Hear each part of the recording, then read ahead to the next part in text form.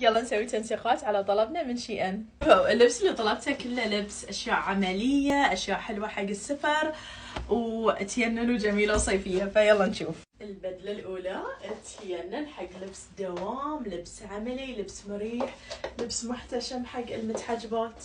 نسخت وياها حزام بالنص وتقدرين تخلينها واسعه يعني، بس حبيت شقد محتشمه وحلوه وجميله. والحلو ان هي تي قطعتين مع بعض، فبحط لكم كود القطعه فوق وهابي شوبينج. القطعه اللي بعدها وهاي البنطلون، لان هني في تفاصيل وايد حلوه، هاي ويست وتفاصيله جدا جميله. الخلق ماله جدا ناعم وخفيف، ينفع تلبسين معاه بليزر او تلبسين معاه قميص، ينفع you dress it up you dress it down حق دوام او حق طلعه خفيفه حلوه. وايد حبيته، ايش رايكم فيه؟ وبحط لكم كوده فوق.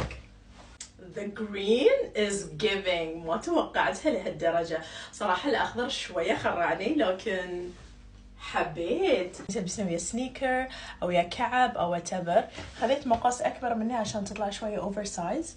شوفوا تفاصيل اليد، حدها حلوة، حدها حلوة، حبيتها. بحط لكم الكود حق هاي البدلة فوق. اخر قطعه طلبتها هذه الجاكيت الجينز الابيض، لانه دائما ابي جاكيت جينز كذي طويل وحلو وخفيف، يعني حتى اقدر البسه في الصيف لانه وايد خفيف وطويل وحلو حق المتحجبات. حبيته. اعطيكم طبعا كود هذه الجاكيت فوق. والحلو ان شيء منزلين كولكشن وايد كبير، سواء تبين تسويين حق الدوام، حق الجامعه، حق سفره الصيف، اللي تبينه بتلاقينه في شيء. ولا تنسين كود الخصم.